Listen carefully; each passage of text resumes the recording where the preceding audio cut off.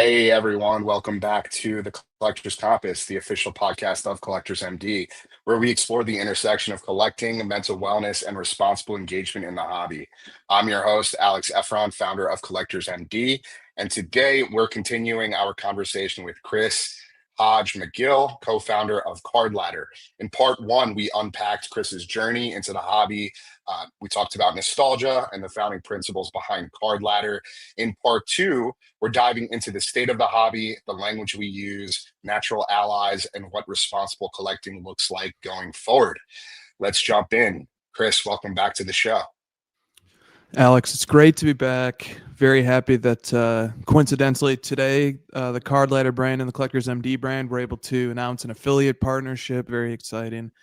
And it's great to be back for our part two, man. Can you hear me? I just switched my mic from my AirPods to the Yeti. Can you hear me? Yes, I can hear you. And don't worry if you see somebody on my my porch either or my deck either. There's some repairs being done to my very shoddy porch. I just noticed that too. So don't be alarmed if you see that. Of course, no worries. Yeah, if somebody's sneaking up behind you, I'll let you know. Please. Yes, thank you. I appreciate you mentioning our partnership. It's an affiliate partnership, and I couldn't be more excited about it. As a matter of fact, for those listening and for those who haven't seen the news yet that we announced today on our website and social media, bear with me. I'll actually just pull it up, and then we can get into some of these topics that I just mentioned. And so, pull up the website. There we go. And so, yeah, like Chris mentioned, we're super excited to announce that Collectors MD has officially joined the Card Ladder affiliate program at Collectors MD. You know, our mission is simple. It's to help collectors with intention, not compulsion. And that means providing the right tools, resources, and support that keep the hobby joyful, sustainable, and healthy. And so, as many of you guys, I'm sure already know, Card Ladder has been one of the most trusted names in the hobby for tracking card values, comps, and providing transparent market data for some time now. And so by partnering together, we're making it easier for our community to access reliable tools that cut through the hype and support smarter decision-making. And so here's what this means. Our community members now have direct access to Card Ladder through our affiliate link, which you could find across all of our socials, as well as our website, collectorsmd.com. And so by signing up, you're not just gaining a powerful tool for intentional collecting, you're also supporting the ongoing work and the movement we're doing to build a healthier hobby for everybody. So this isn't about speculation or chasing flips or trying to make a quick buck. It's about equipping collectors with the knowledge and the accountability to stay aligned with their goals and values. And we've always said from day one, Collectors MD is not anti-hobby. We are pro-support. And so this partnership is just another step towards ensuring collectors have the resources that they need in order to thrive and be successful. So before we dive in, Chris, from your perspective, just curious, what excites you about this partnership, and how do you see it helping collectors make more intentional decisions? A lot of the things you just said, man. I think the ambition and the vision behind the service and the resources that you're aiming to provide. You know, I was just scrolling this actually the recent updates that you guys have posted to the site. I saw a number of different medical professionals and health service providers you guys have teamed up with recently, and having that sort of resource and having it comfortable and having it and having somebody who is as amenable and open and accessible as you and your team, you know, I just think that can only result in good things. So 100%. These resources are really, really thoughtfully put together. And I think this is a wonderful resource for collectors, especially because, you know, up until your arrival, I don't think anybody had really formally thought to address these concerns. And now you're doing that, and you're continuing to amass a network and resources. And that's something that's pretty cool for us to play a small role in facilitating. Yeah, man. And I really appreciate you saying that and highlighting that. You know, At Collectors MD, we're all about recognizing the importance of making recovery more accessible, right? We want it to be stigma free. We want it to be community driven. And so I am not a licensed therapist. We are not doctors at Collectors MD. We provide peer support. We offer weekly support meetings and tools and resources to help you on your journey to a more intentional hobby and, in your collecting journeys. And so we want to also make sure that we're providing professional resources for those that might need it. And so there are a few here that Chris mentioned. Right Choice Recovery is a brand new one. They're a great option. They're based here in New Jersey. Technically, I'm in Pennsylvania right now, but we are in Jersey, and they are wonderful. I'm actually a graduate of their program. They offer support for those who are looking for support and solutions around compulsive gambling and behavioral addiction. And so they're there for you. We also partnered with folks on the individual level. So we have Dr. Rick Shaw, as well as Taya Kim, who is a licensed therapist based in Los Angeles. They both have offered support on an individual basis to our community. We have partnered with Gamban and Birches. So we're working on building out our referral network for those that might need, again, that professional guidance beyond the weekly meetings and the group text. So really appreciate you calling that out and allowing me to give it a quick plug. I'm going to take that off the screen, and we're going to dive into our conversation today. So the last time we met, we kind of unpacked a number of things in a very short time. I know we're limited on time today again, so we're going to try to get through all of our segments.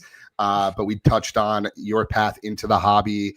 We talked a little bit about the 90s and growing up as a kid in the collecting world. You touched on some of your favorite pieces, and then we got a little bit into what HOJ stands for, which is House of Jordans. You talked about that and your segue into launching Card Ladder early in the pandemic. We got a little bit into guardrails, responsible messaging, and shared values. And then we kind of paused there. So we're going to continue that conversation. For those of you who are new to this show, the Collectors Compass, you can check out episode 9. There should be a link either below or at the end of this video where you can watch part 1 if you would like. So jumping into the conversation, we're going to touch on the state of the hobby, national breaks, and culture shifts. So we had chatted about a month ago offline about your experience at National this year. You kind of described it as a circus, where it was just like lines were out the door. The Breakers Pavilion was absolutely roaring. The main stage literally was drowned out by breakers, breakers speakers like blasting into the crowd, right? And that image says it all. The sort of thoughtful conversations about other things like, I don't know, like art, design, and collecting have really just been getting swallowed up in the collecting world by all of this noise that we're seeing from break culture. And so I think that's a really powerful metaphor for where we're at as a hobby, right? On one side, you have purists, you have people who still build sets, you have collectors who love the stories behind their cards, but on the other, you've got this break-driven, high pace, FOMO-driven culture where it's all about the adrenaline, it's all about the lights and the spectacle. So I'm curious, from your perspective, Chris, how do you see the balance between purists and the sort of break-driven culture as it evolves? Yeah, I can only speak to this issue from my perspective as an attendee, as a collector, as somebody who returned with great passion to collecting about 9 years ago in 2016, and then also collected as a kid in the 90s. I can only speak from my perspective, and I don't want to I don't want to tell other people how to enjoy their hobby, but I can speak to how I enjoy mine. And the way that I encountered the National this year, so our booth was fortunately in the corporate section, which I have different thoughts on the continuous growth of that section, but that's slightly different topic. and I don't want to be hypocritical and like be too critical of the growing corporate section, because I'm part of that growing corporate section too. But I'm also a collector, and I'm a collector first. And my love for this industry and this passion of card collecting, it predates my participation as a professional in this space, and it will post date it too if I ever stop working in this space. So I've always had that collector hat on first. And so to get to the point here, I didn't have that much direct engagement with other areas of the show on a hourly basis or anything like that. But sometimes I would walk through different sections if I was trying to get somewhere. And one of those times was, I think it was Friday at around noon. I was walking over to check out a panel that Christina was hosting. She was hosting Jean McLeod of Arena Design, an icon in sports card collecting, especially among 90s collectors, for the fact that she designed some of the most, she and her husband designed some of the most iconic cards that were ever made. And pretty much take your pick of one of the beautiful Fleer Skybox offerings from the 90s. And it was most likely the McLeod team who created under the banner of Arena Design. It was most likely one of or both of them who made it. Jambalaya, Precious Metal Gems, etc. That's their work. And so she was speaking.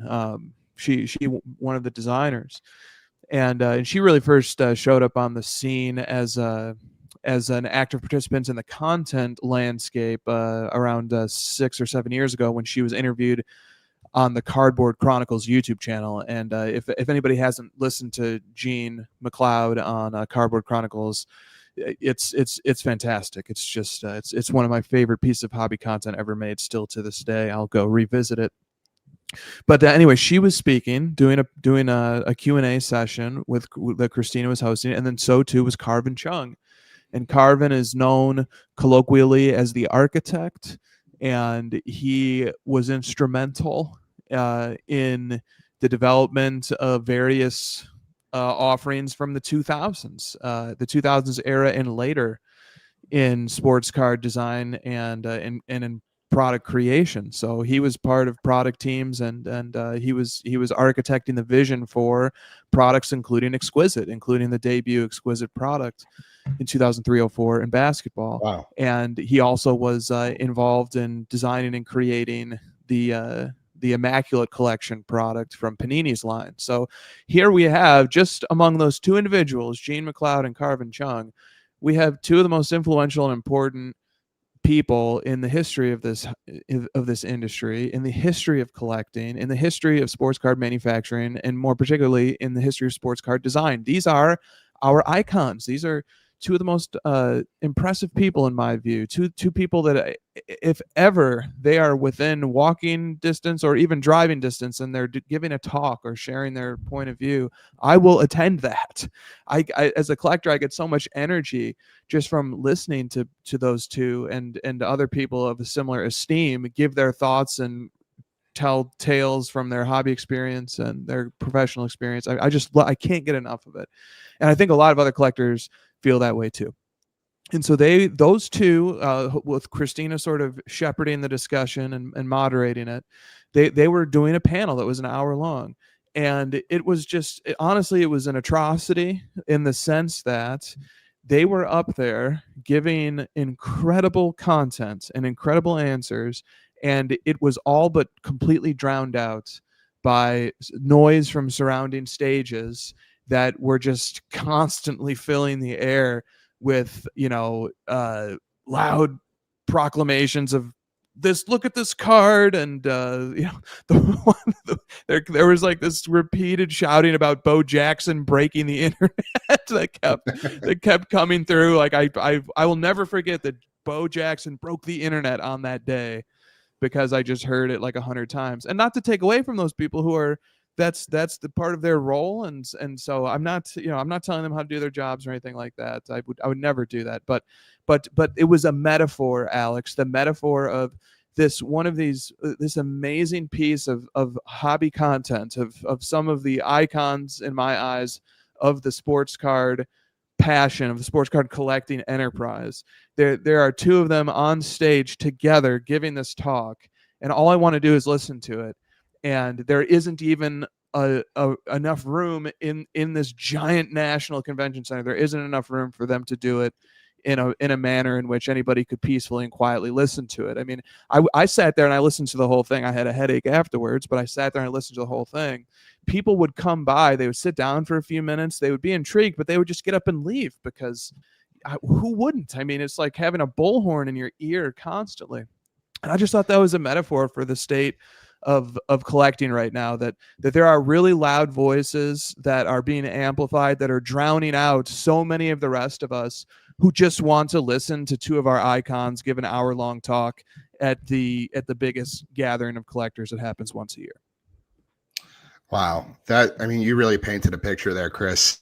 What you articulated, I imagine, would be like trying to watch, I don't know, a classical performance, or like, the opera, or something that's like sort of carries some prestige and requires some sense of maturity. All in the meanwhile, you're being like, or you've got like a Taylor Swift concert next door with a bunch of screaming teenagers. I don't know if I worded that right, but you get the point. I mean, that's just exactly what it is. It's this giant circus. It's a zoo that has taken over not just the national, but the hobby as a whole. And so, to your point, like, there's nothing necessarily wrong with that, but I think we just need to collectively do a better job of segmenting these different sort of categories, right?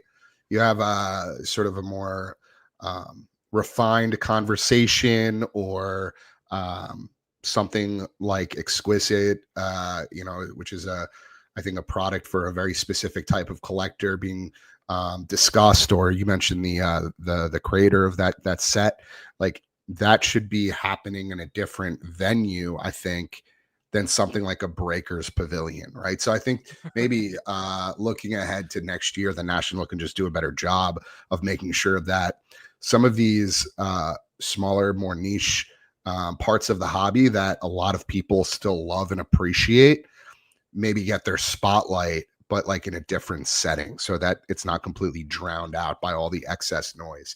And so can I jump in really quick and just add one thing to that, Alex? The irony is that I do think that breaking companies, breakers, and maybe even some of the audience and spectators there, I think had they known what was going on right next door to them, they might have taken a great interest in that. Like, they're breaking these products that these people have had a hand in either inspiring or directly creating.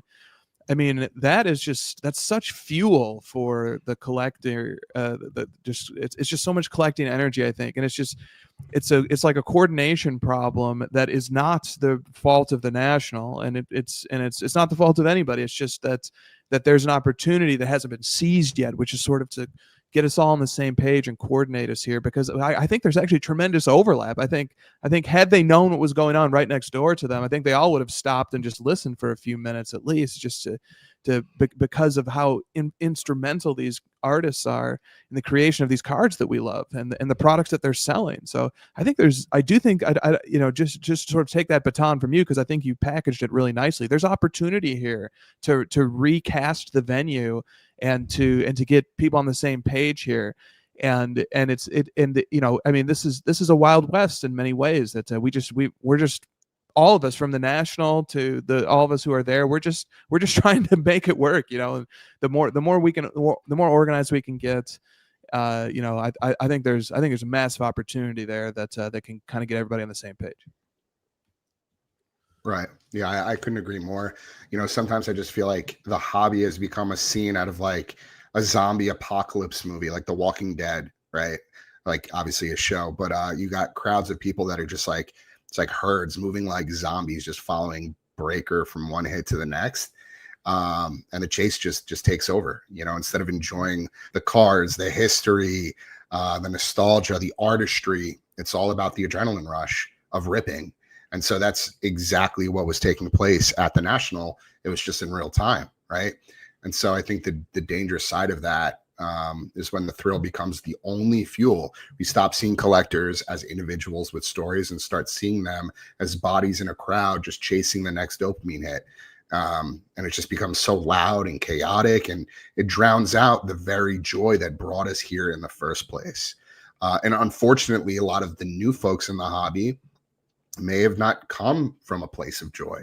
They may have been chasing the adrenaline and the dopamine from the get-go, right? Because maybe they saw a Fanatics ad on a DraftKings app or something like that. So who knows? But do you think that it's possible at this stage for the pendulum to sort of swing back in the other direction towards this, purity, the set building, the singles, the folks that really appreciate and enjoy the artistry that comes with this space? Or do you think it's just like we're just at a point now where we have to sort of adapt and figure out what this lane looks like through a different lens based on all of the noise around us?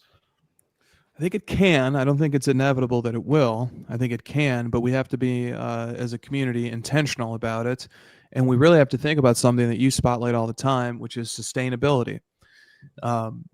This is something that impacts all of us, whether we are customers of a break or whether we're collectors, even hunting singles and putting sets together. We don't have infinite resources, and we try to be as disciplined and stay within a reasonable budget allocation.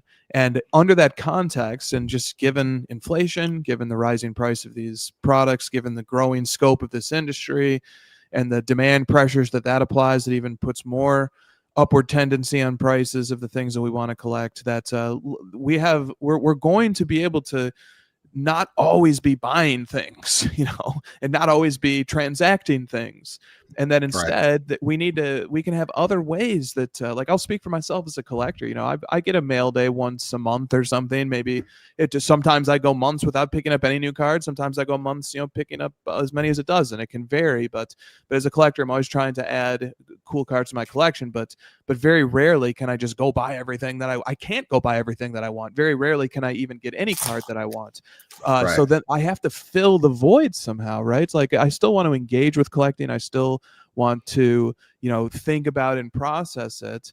And I think that is applicable to customers of breaks. I think it's applicable to everybody. Is there a way that we can still enjoy collecting, but without it costing us money? And I think that there is. I think one way that void gets filled quite adequately is through quality content that takes an interesting approach to thinking about collecting, or thinking about the industry, or thinking about some aspects of it. I think content is one way that I really enjoy the hobby without actively adding things to my collection. And another way is through and this sort of ties into what Carvin and Christina and Jean were doing together, sort of research, or the intersection of content and research, where, listening to these creators sort of talk about their art, that sends me scrambling to look at checklists and to study, other content that has been made that talks about the history of sets and the history of cards. And all of a sudden, maybe I'm spending a few weekends putting together some spreadsheets that are sort of tracking different sets or offerings of different players or different products that I wasn't aware of that these creators worked on. And now I'm spending time and it's not, and I'm not, super amped up, caught in the cycle of buying and buying and buying. But instead, I'm doing research. I'm sort of informing future decisions. I'm learning about the landscape and the menu of cards that are offered. I take so much inspiration from that process. So I think these are some of the ways, the tools of research, the tools of planning ahead, sort of saying oh, this is a really cool card, so I'm going to be patient. I'm going to wait for it to show up, and sort of budget and save and try to find the opportunity to add this card to my collection if I can. And that combined with content creation and consuming hobby content, and then the community aspect of it, and having relationships with fellow collectors and encouraging other collectors when they're building their collections. They do the same thing for me, giving opinions, giving advice, giving insights, developing philosophies and approaches to collecting. These are all amazing ways that I engage with the hobby without having to buy or sell or trade anything. I can engage on multiple levels. And I think that path is viable. I think we can, I'm living proof that it can happen, that I can go months without buying a card and enjoy my hobby experience tremendously. So I think it can happen, Alex, but I don't know if it will. I think as a community, we have to sort of get intentional about figuring out how we can do that, because like you said, sustainability is a real issue right now. Yeah, really well said, Chris. I totally agree. I think intentional collecting, maybe some people look at that as like vintage or mature collecting. And I think I thought about this recently, and I feel like you can kind of compare it to like fine wine, right? It takes patience. There's an experienced palate, right? You're not just chasing the sugar rush of soda. You're trying to savor something that's aged and full of history, right? And, you know, with mature collecting, instead of doing things like ripping for quick hits, you start to appreciate cards with stories, legacies, permanence. And over time, I think that joy becomes less from adrenaline and more from craftsmanship, history, rarity, artistry. And so like fine wine, it's all about patience, appreciation, and maturity. And so I think there are just levels to it. And I think that form of collecting can coexist in the same reality of modern break culture, and perhaps even intertwine in some ways. And I brought a little show and tell today, because like you, I've been trying to collect with more intention, obviously embody everything that I put out, ever since launching Collectors MD. And so I picked up a piece that I felt like just really kind of checked all the boxes for me when it comes to some of these things that I'm talking about. And I'll try to show it here on the screen. It's a Ray Allen first off the line green shimmer from Prism Deca. So it's this year's set, but it's kind of paying homage to a past Prism set. And with Panini losing the license, it's probably one of the last times you're going to see this design. Anyway, it's first on print out of 15. Ray Allen was and still is one of my favorite players of all time. You know, He Got Game, Jesus Shuttlesworth, one of my favorite movies of all time. If you haven't seen that, go check it out. Denzel Washington crushes it. But Ray Allen is actually a good actor, especially when he was young. But I mean, Seattle Supersonics jersey, like growing up, the Sonics were just always such an iconic team. Anyway, it was relatively inexpensive. I got it for under $100. But just such a beautiful piece that I feel like, again, just checks all the boxes. And something I wanted to pick up to kind of I don't know, as like a little memento for everything I talk about and share in these meetings, and just kind of like as a means of like, it's okay to still collect with intention as long as you're doing it thoughtfully and mindfully. And so that's what it's all about. And so what role should some of these influencers and creators, beyond myself, beyond you, what kind of role do you think they should play in sort of setting healthier norms across the board? Well, I think you've teed up a perfect question, because you just gave the illustration that I like.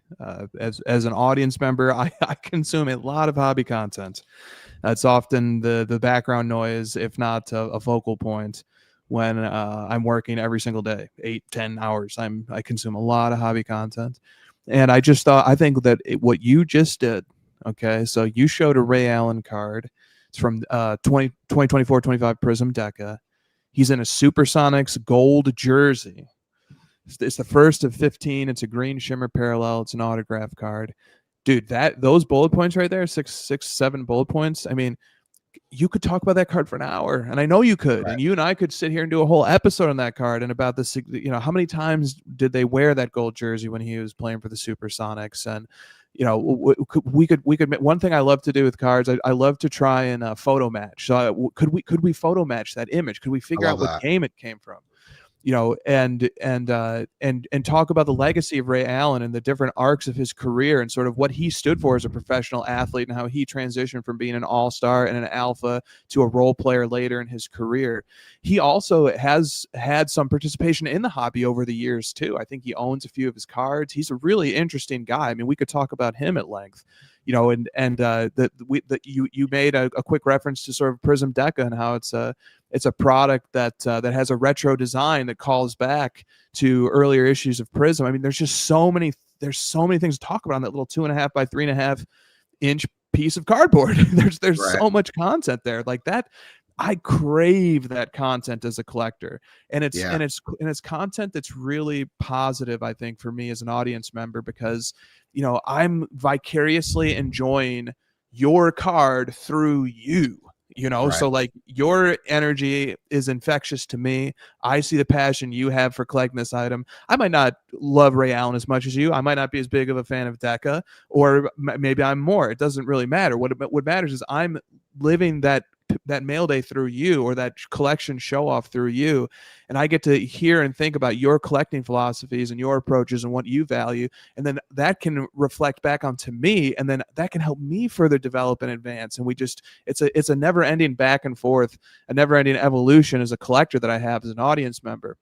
And I love shows that talk about the industry, that talk about pricing, that talk about the markets, that talk about, experiences, card show experiences, owning a shop. I love all that content, but I really crave collector content where it's somebody showing a card, showing why they picked it up, what it means to them, what all the different angles and levels of meaning that card has. I literally think you just gave the blueprints for the content that at least me as an audience member that I crave, and I think all of us crave on some level. If we love cards, if we're buying cards, I think a lot of the times we've just never really been shown that there's so much depth that really lies beneath these cards. When we think about product lineages, when we think about the biographies of these players, the significance of the jersey they're wearing, rarity, design elements, so on and so forth. There's so much there that I literally think you just gave the blueprint. Yeah, really well said. I agree. I think it's an amazing thing when you can talk about a piece of cardboard for hours at length and just be completely fulfilled from that conversation. And it doesn't even have to belong to you, right? It could belong to somebody else. And this piece alone, like, again, kind of going back to tying new age collecting with sort of more refined, mature collecting, I think this piece speaks volumes in that it's still possible, right? Because it's a brand new set, right, that came out, I think, this year.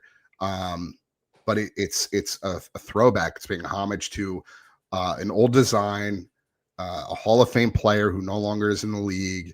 And there's so many things about it that just, I think, are so powerful. And that's what collecting should be all about. I'll show one more quick example here. And this is a little bit different, but this is like an $8 card that I picked up during the week of National.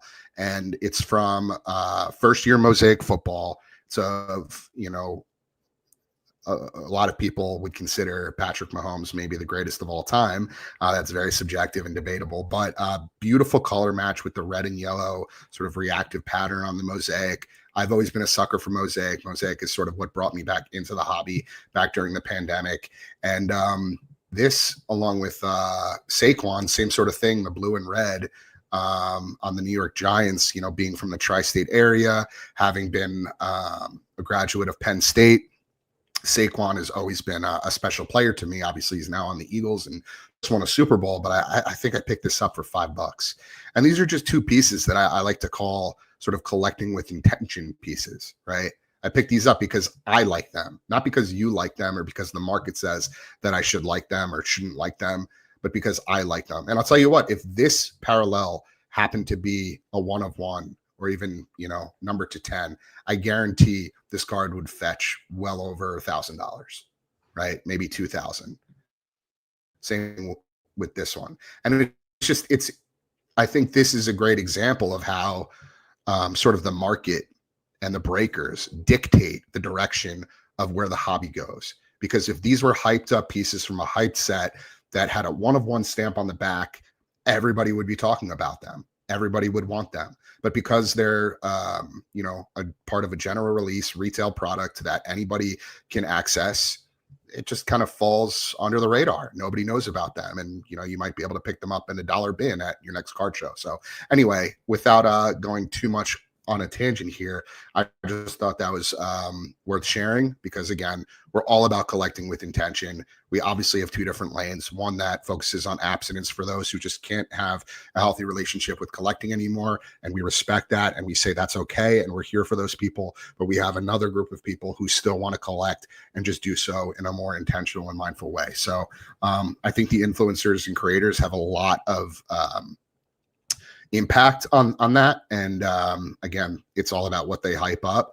This week, you're seeing the owners of various pretty large break groups. I'm not going to shout anybody out or call anybody out, but you see these Instagram posts of the owners talking about how this is the biggest release of hobby history, with Flawless and Immaculate and Bowman Chrome and Prism Black dropping for the first time, and all of these things that Panini is rolling out because they're losing the license. And it's like, let's just take a beat here. Let's take this one step at a time. Let's talk about each and every product maybe for like a moment, instead of just throwing them all out at us at once. I mean, it's just so incredibly overwhelming. And I can only imagine what a brand new consumer who has no idea what they're getting themselves into is thinking, right? When they see these sort of advertisements, which is what they are more or less. They're just promoting their live breaks. And so let's transition here, because I know we're already coming up on time. The language of collecting, investment versus speculation. And this is something we spoke about briefly in part one of our conversation. But one of my favorite points you made is that sports cards are not just investments in the traditional sense, right? They're speculations. Words matter. And when creators brand it as sort of investing, a lot of breakers love to do that. What an investment piece. It kind of blurs the line, especially for kids, especially for some of these newcomers that we're talking about who don't understand the associated risks, right? And so we talk a lot about this at Collectors MD. It's possible to care about the value without being consumed by it. But when hype sort of masquerades as investing, that's when collectors start to get hurt, I feel. And so how do you explain the difference between investment and speculation to collectors? I know you sort of already answered this in part one, but I want to dive into this a little bit deeper. I have a few other questions, and I'm going to just ask you all three of them at once so that you can kind of formulate your answer. But in addition to that, why does precise language matter when we're shaping culture? And what risks do you see when hype or marketing obscures reality? Yeah, I mean, the lowest hanging fruit here, in terms of how I can most directly and succinctly answer this, is an example that you gave as we were leading up to the question, which is the hype surrounding these new product releases. That there's opportunity to balance that discussion. And that too often, and this isn't unique to breaking companies or any content creator.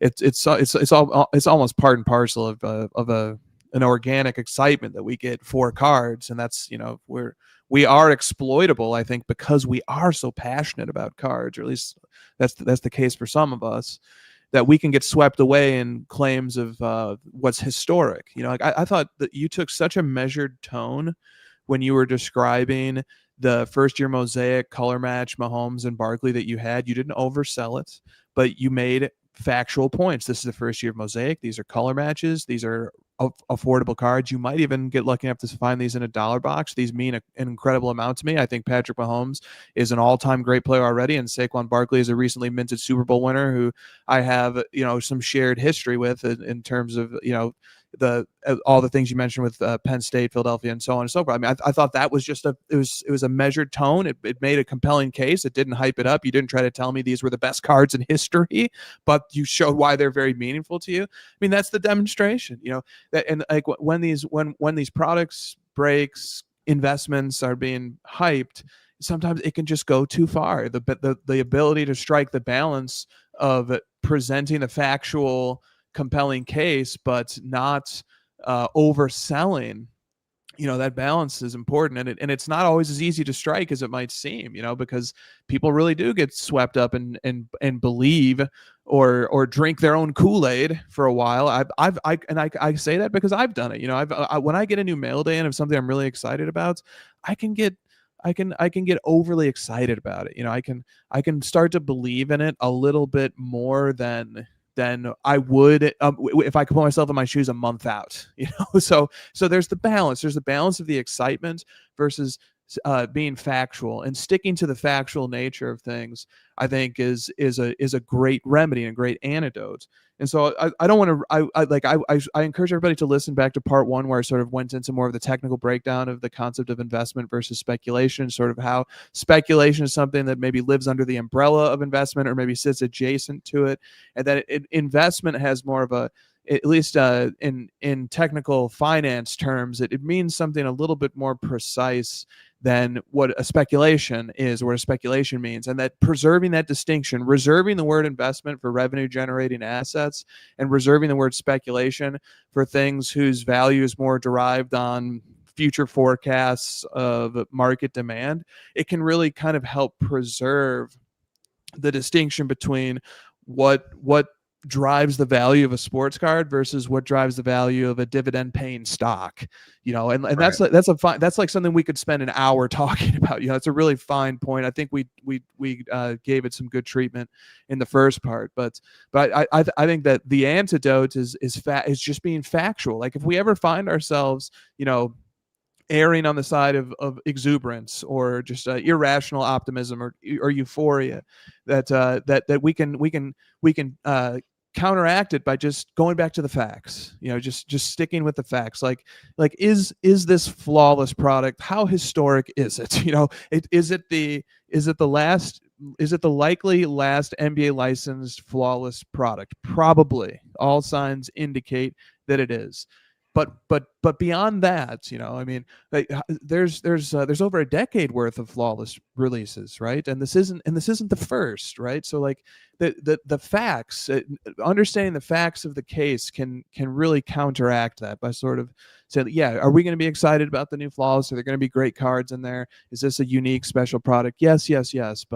But also, let's stay within the realm of facts here. Are we really making history here in a sense that needs to be overly promoted? Probably not.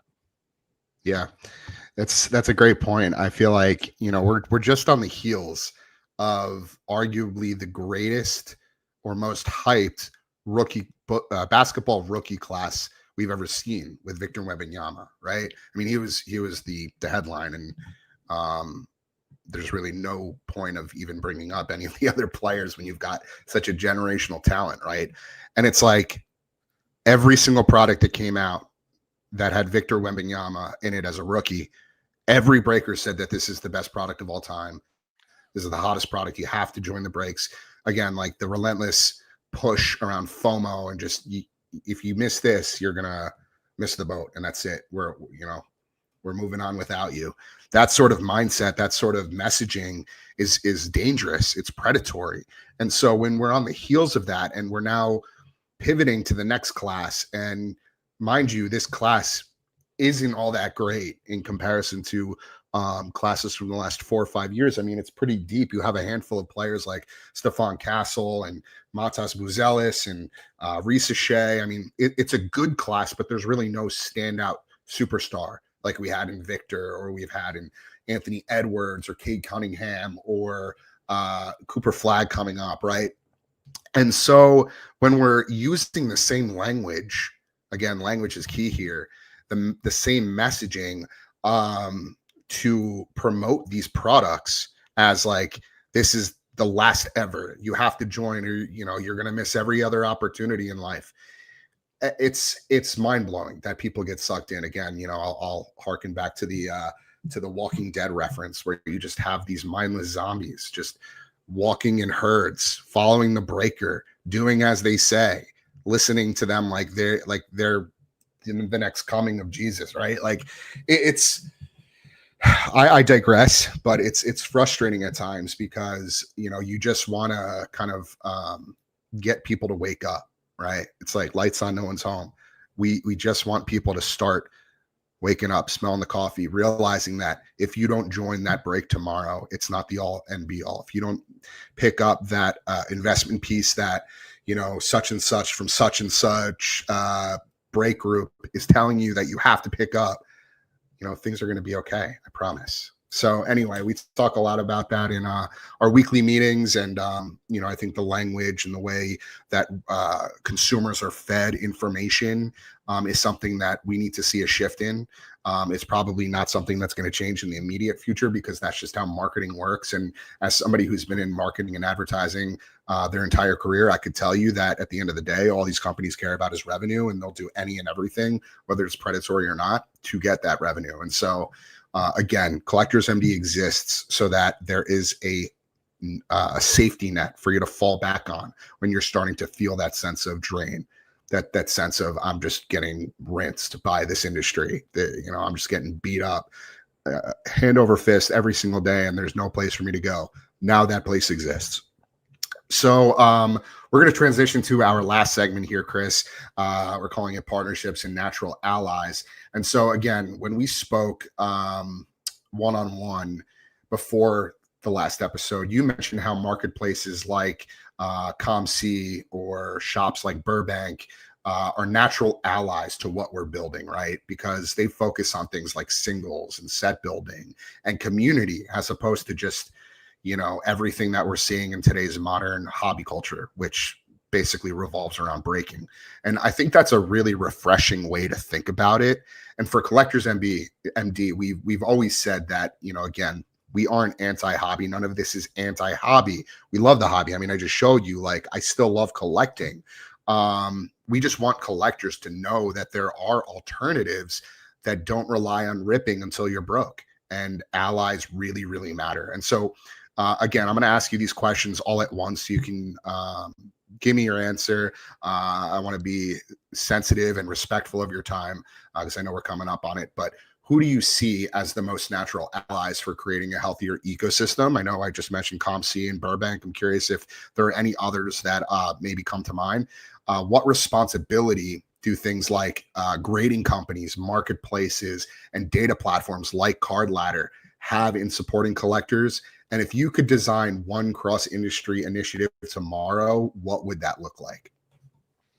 Those are fantastic questions, and I'm not sure that I'm going to have a great answer to any of them, although that doesn't stop me from enjoying them as questions and thinking that the spirit of them, the spirit behind them, and the vision behind them is something that I admire and I take quite a bit from inspirationally.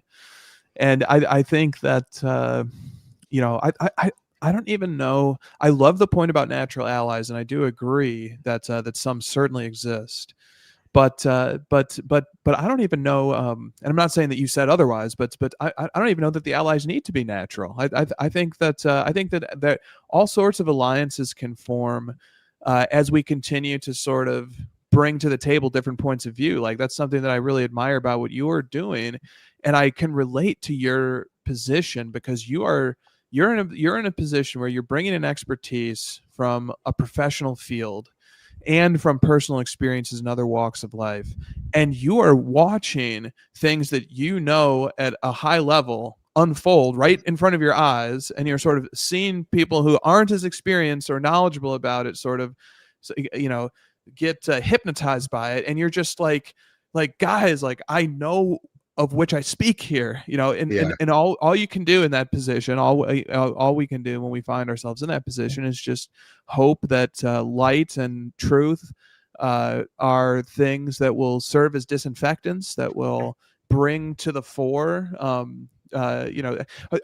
we can do is shine a light on it, but we have voices, we can share points of view, and we can put our faith in the arc of history sort of bending in the right direction, but that it takes time, and it's not going to happen overnight, and that just repeatedly, even when it's taxing, even when it's burdensome, continuously making the points and sharing a point of view, that can hopefully that will be very effective over the long run.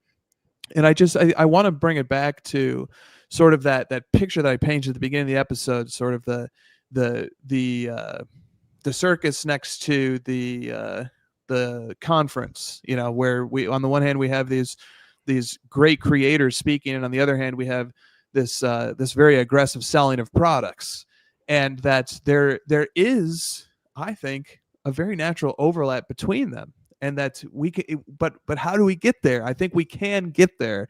I think those are, I think whoever solves how to temper the euphoric push of product salesmanship with the by channeling the fascinating appeal of sort of the art and the collectability of cards, whoever can bridge that gap, I think, will do a tremendous service to both sides. They will do a tremendous service to the more the more calm, passionate collector, and the really jazzed up, hyped up break participants. But because there is a passion that we all share when we all feel the rush and the joy and the excitements of pursuing a card that we want to own. I think that this is a very, very early. We are in the very early days of figuring out how to make the compelling case for card collecting in a way that resonates. But I do think it exists. I do think that there is a big natural overlap, and that there is a path that can be forged there. So, I feel like we could do an episode every week, Alex, where we could keep talking about this stuff, Yeah. But it's also intriguing, and like the more we talk about it, the more you share your insight. And Chris, not to blow smoke, but you're just really, really, and I'm sure you've heard this before, just really, really well spoken, and you're a master at crafting your thoughts. I think a lot of people have a hard time doing that, and you have a way with words. And so when I'm asking these questions, that I'm very interested to hear your perspective on, and you're just sort of illustrating these different instances and ecosystems and ideas. I mean, it's just very inspiring, and to your point, I feel like we could talk about it endlessly. So we may even have to discuss a part 3 in the future. I'm up for a part 3, man. I know you're a regular on Jeremy Lee's podcast, so maybe as we continue to grow here, we can do the same. But this has been really terrific.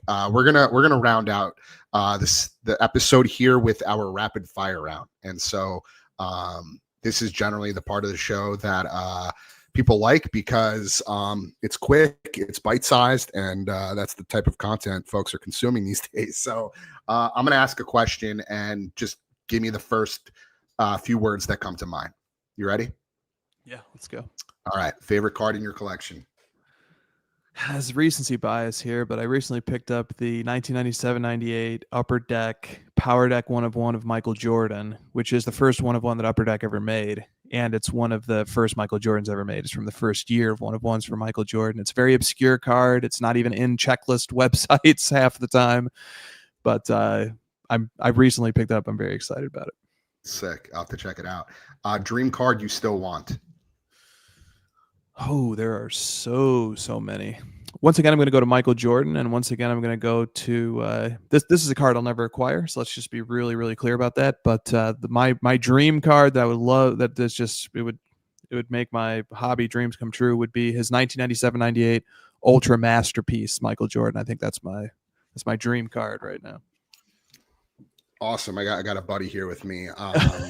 This is Louie, one of my parents' 4 dogs, and I had a feeling he was going to start barking, so I figured I'd put him on my lap to prevent that. All right, a few more questions here. Favorite piece of hobby content you've consumed in the last year? I'm just going to go with something super recent. Yesterday, I listened to an episode from Stacking Slabs that was a walk through the history of sports card manufacturing with Mike Phillips, currently of Upper Deck, but who also spent time working on Fleer Skybox in the 90s. So it's like this sort of walk through 90s sports card manufacturing, sort of the evolutions and the developments of products that he had an instrumental role in during the 90s, and then he went over to Upper Deck, and then he also had an instrumental role in taking products and card concepts and checklist concepts to the next level with Upper Deck too. So that can be found on the Stacking Slabs podcast network. Yeah, that's available, Apple Podcasts, Spotify, etc. And it's from a series that he does called Passion to Profession, and it was one of the best hobby interviews I've heard recently. Love it. Well, we'll have to check that out. Can you just repeat the name of the piece again? The platform or the content is called Stacking Slabs, hosted by Brett McGrath. Yep, it's called Stacking Slabs, awesome. Hosted by Brett McGrath, and it's part of a special series he's doing called Passion to Profession.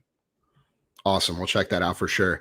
All right, two more. A card you regret letting go of. Just one, because I know we all have a handful. So all of them.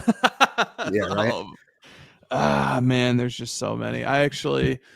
So in order to that Power Deck Jordan that I referenced, my favorite card in my collection right now, I had to trade one of my other favorite collections to get it. One of my other favorite cards in my collection to get it. I had to trade the 1998 Molten Metal Fusion Titanium Michael Jordan to get that card. So that's one that I really regret letting go. But I, love it. Made the trade, had to do it. Yeah, I'll mention mine real quick, just because. I don't know why not. Mine was it was the Tyrese Halliburton. True Nebula from Mosaic Basketball, like the true rookie, not the debut. I hit that out of a box, candidly. I ripped, I wasn't, it wasn't in a break or anything. I was just ripping a few boxes of Mosaic Choice years back with Blaze Sports Cards. I'll mention their name. Anyway, I hit that card, and at the time it was like, Tyrese Halliburton is a big deal, but then he made the finals and went on that crazy run, and the entire time I was like, damn, just wish I still had that card. Dude, and it was such a beautiful card that I wasn't gonna let it go. And then there was a Tyrese Halliburton super collector who DM'd me on Instagram and made me an offer I couldn't refuse. And that's a part of the nature of this hobby. And I know we talk a lot about value and versus intention, and I don't want to sound like a hypocrite. But of course, look, at the end of the day, if you have an opportunity to make some money for you and your family, and you're going to do good with it, and not go down a dark path or anything like that, more power to you. We respect that, we appreciate that, and that's what it's all about. So last question, advice to a new collector who just downloaded Card Ladder. My advice to a new collector, whether they downloaded it or not, is to undertake as early as possible in one's collecting career an understanding of the full menu of cards that are available. So whether that's, if a new collector is coming in as a team collector of maybe the San Francisco 49ers or something, or they're coming in as a player collector and they love Joe Montana, this is advice really that I would give to myself as I was just starting, coming back to collecting, is that one of the most rewarding, fun parts of collecting is research, and that there is so much to learn, and there's such a collecting discovery process, and it really just a collecting fuel to be had by just truly mapping out the full menu of cards that any of the players or teams or types that we collect, whatever it may be, to fully see the total menu. And then when we do that, when I've done that, I found that cards that I just absolutely love once I discovered them, and they weren't, maybe they weren't hyped, and I didn't see them on a bunch of different reels on Instagram or on TikTok. Like they're not being constantly talked about, and maybe they don't sell for the most money. But when I discovered them and I saw that what product they came from, or what the design looked like, or sort of the story behind it, or some other fascinating, or the rarity that it had, or some other element that compelled me to take an interest in that card, that there was so much opportunity there as a collector to economically spend my hard-earned collector dollars in ways that are maximally rewarding, and that result in me, not not just buying into the hype or the next hyped up popular thing, but instead something that I really deliberately identified. And Card Ladder can be a nice tool to conduct price research to sort of help me figure out what this is historically sold for. But the research goes beyond just Card Ladder. It's researching into checklists. It's really getting out my Google spreadsheet and really figuring out what the full landscape of cards is that I just wish I started really thinking and doing things that way a few years ago, and now it's 100% the way that I focus. But I wish I would have been doing that from the beginning. Really, really well said. As always, Chris, thank you so much. Chris, this has just been so powerful. We've talked about a number of things over the last 2 episodes, nostalgia. We didn't really get into the nitty gritty data of Card Ladder, which is, I think, something that I'd love to maybe unpack in the future. I know some people might find that a little bit mundane, a little bit boring, but I think there's a lot to be said about a lot of the proprietary data that you guys are sitting on. And I know you can't, there are certain things that you can and can't share, but just a lot of curiosity around that and questions that I think that people will, appreciate hearing your answers to. So we'll table that, but we talked about ethics, we talked about speculation, partnerships, and most importantly, responsibility. And at Collectors MD, we say that the hobby can't thrive on adrenaline alone. It needs balance, it needs accessibility, and it needs a fair shot for everyone. And I think Card Ladder truly embodies those same values from a data and research perspective. You guys are doing incredible things for the hobby, in the hobby. So just keep doing what you're doing. I want to thank you again for taking the time to join us. And of course, for your partnership, which again, for those of you who joined late, we announced today, Collectors MD and Card Ladder are now partners as part of their affiliate program. If you would like to download Card Ladder, please do so using our affiliate link, which you could find across all of our socials as well as on our website. I believe there's a 7-day free trial, and then it's $20 a month. So really, really great platform. Definitely checks all the boxes, as far as how we talk about intentional collecting. So appreciate that.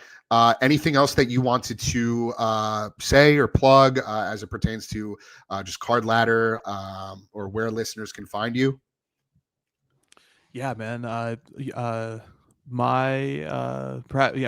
have Card Ladder socials, to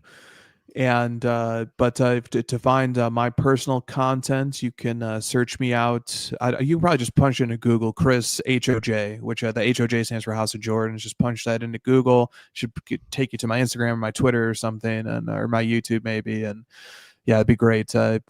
Keep the conversation going. Always love chatting with collectors. So thanks for the platform, man. Thank you, Chris. Appreciate you.